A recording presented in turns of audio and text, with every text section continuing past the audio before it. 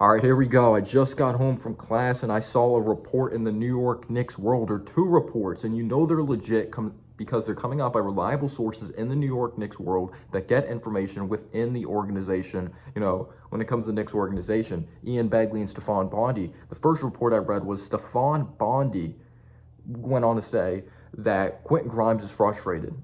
And I'm guessing he's frustrated with his role, and the New York Knicks are looking to trade him. And when you take a look at it right there, Quentin Grimes this season, I thought he was going to be even better than last season. I was a fan of Quentin Grimes. I thought this dude had confidence. I thought he had the it factor, a fearless approach. He struggled in the playoffs, but I thought he played very well in the regular season. He shot it efficient from three. He got up in guys' jerseys. He was clogging the passing lanes. You know, he was a facilitator. He was pinching and kicking, pump fake, working downhill, dumping it off to a Mitchell Robinson, showing underrated athleticism, movement, three-point shooting, all of that. And we're expecting him to maybe expand his game a little bit or add even more versatility when it comes to moving around, hitting three-point shots. He was working with JJ Redick. And I'm not going to lie, and it's not even just me, being a cheerleader for the Knicks, and I don't want to be that fan that it's like, oh, the Knicks believe this, so I think that's the right decision. It sucks to potentially see Quentin Grimes go. We just drafted this dude and we thought he was going to be at least a glue piece for a very long time. And I thought he's been decent off the bench.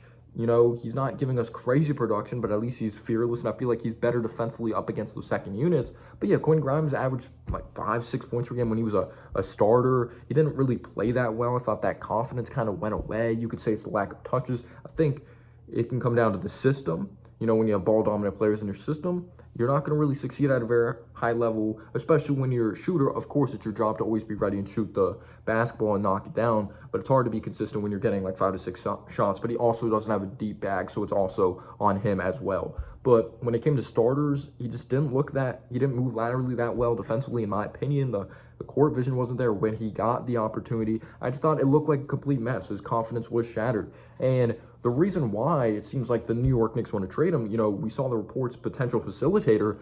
Well, there's a facilitator on the market right now because, the Raptors, they're trading for, they got these young players now. They traded away Pascal Siakam. They're building around Scotty Barnes, Emmanuel Quickley, RJ Barrett, former members of the New York Knicks. You even saw Grady Dick get some action, someone that came out of Kansas, nice three-point shooter, and hopefully he's looking to progress. So Bruce Brown is a member of the Toronto Raptors now. He's played for the Pistons in his career. This was someone that was with the Nets. He actually played pretty solid with the Nets. I liked him with the Nets, the Denver Nuggets, the Indiana Pacers, and then with the Toronto Raptors. I believe he hasn't played a game there yet, and it just seems like maybe they're looking to ship him, but maybe not, because the New York Knicks are interested in Bruce Brown. They're interested in trading for him. Members within the organization, want to trade for Bruce Brown. And I'm going to be completely real with you guys. It would be an okay move. I wouldn't love it.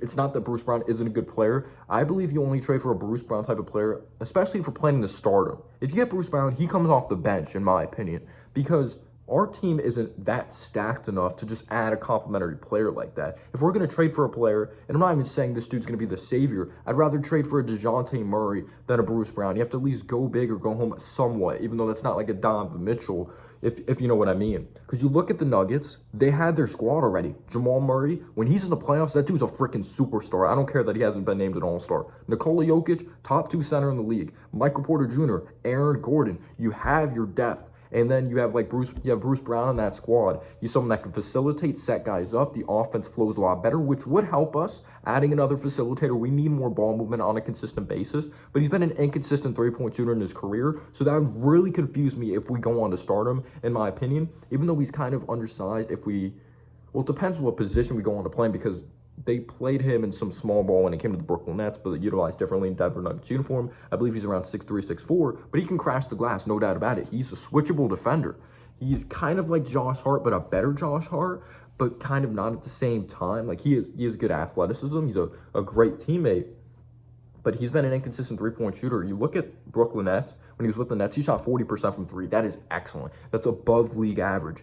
He went on to go to the Denver Nuggets. He shot it around league average, 35% from three. I believe it was 35.8%. It was around that department. He really struggled so far this season, even though you could say there's much more season to go. But with the Indiana Pacers, shot 32% from three this season. So when you take a look at it, Floor spacing wouldn't be great from three. Someone that could set up his teammates, rebound, and compete defensively. But you only trade for a player like that if you really believe you have your number one option and you have your number two option. And Leon Rose, it seems like he's a huge believer in Julius Randle. And I'm a New York Knicks fan. I root for anyone that's in a Knicks uniform because I want what's best for this team. I'm rooting for these players to be successful because I want the New York Knicks to be successful. And I know we get attached to these homegrown kids, and I'm not saying that it was the right move to trade quickly in RG Barrett, but at the end of the day, I just want the New York Knicks to be good. I really don't care. Of course, I root for the players, but it's like if we get this, like, even if I think maybe it's a potential worst trade, I'll say, oh, I don't like the trade. I'm just talking about a made-up scenario, but it's like, all right, this dude came to the Knicks, maybe averaged 7 points per game. All right, well, I'm rooting for him because I want the New York Knicks to be successful. But the way I look at it, Leon Rose views Jalen Brunson as a number one and Julius Randle as a number two, this dude's brain dead. He cannot view it that way at all. Because let's talk about Julius Randle real quick, or I'll touch on Jalen Brunson. We know this dude's freaking amazing. He's averaging 25.8 points per game. He's shooting above 40% from three, 47% from the field, 80% free throw shooter. You know, his assists are even up this year. He's averaging nearly 7 assists per game. We know this dude's a dog. His creation, we saw this dude is a killer in the playoffs. It's no fluke when he was with Dallas, when he was with the New York Knicks. When you take a look at it, I think he's an excellent number two. And that is no shot at him at all because I don't think Jimmy Butler's a number one. He needs more. You know, he needs enough. They need a big scorer on that team. I think he's an excellent number two. Julius Randle, we really don't know what option he is because he's a fantastic regular season player. Hawks series, we talk about like players not stepping up in the playoffs, shooting around 40% from the field, but his numbers were historically bad in the playoffs when healthy. I don't care that we didn't have Jalen Brunson. His IQ was awful out there on the floor. His shot selection was really bad. And that's just me keeping it completely real. I'm not a fan that it's like, oh, this guy's on my team, he could do no wrong. That's my opinion. I think he's an extremely talented player, but basketball IQ-wise, when he's reacting, like doing less thinking and more reacting, that's where I think Julius Randle succeeds. But in the playoffs, he just isn't there basketball IQ-wise. You could say it's the system, the way we utilize him. Maybe we have to utilize him in more movement and just less creation. But I just don't think that's the player Julius Randle is, and maybe he'll sacrifice that at one point.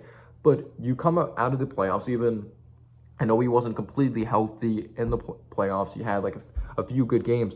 But if Julius Randle wants to even be a third option, he needs to prove it in the playoffs. I understand he wasn't completely 100% healthy, but he still needs to prove it.